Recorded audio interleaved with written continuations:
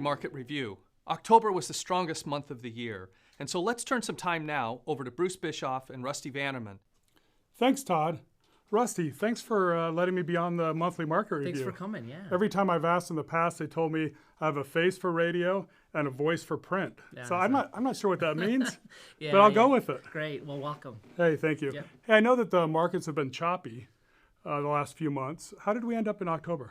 Well, the chop last month was a good chop. It was a great month. It was the best month for the markets in 4 years. Everything worked. Very nice. Domestic companies, international companies, small companies, big companies, everything worked. But the only thing that didn't work great were, some of the diversifiers like commodities. They were still a little bit down, but bonds were still, it was a great month. Good time to stay invested. Absolutely, always is. I know you recently had your investment committee meeting. How did that go? That's a great question. We have it every single quarter, the investment committee meeting, and basically the function of the investment committee is there's kind of a compliance function, making sure everything is behaving as it's supposed to in terms of process, philosophy, and performance. But there's other things. First of all, one important mandate is the risk budgeting white paper. That's kind of the keeper of it is the investment committee.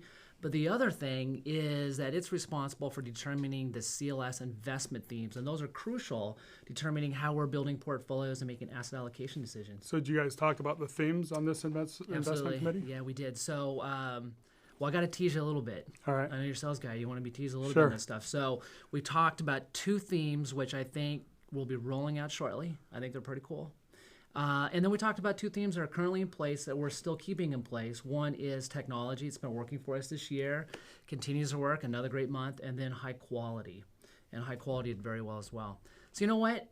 Enough about me. What about you? Sales and marketing this year has had a great year. What are some of the highlights for you? We have had a great year, but the one thing I think has been great is with CLS and with sales is consistency.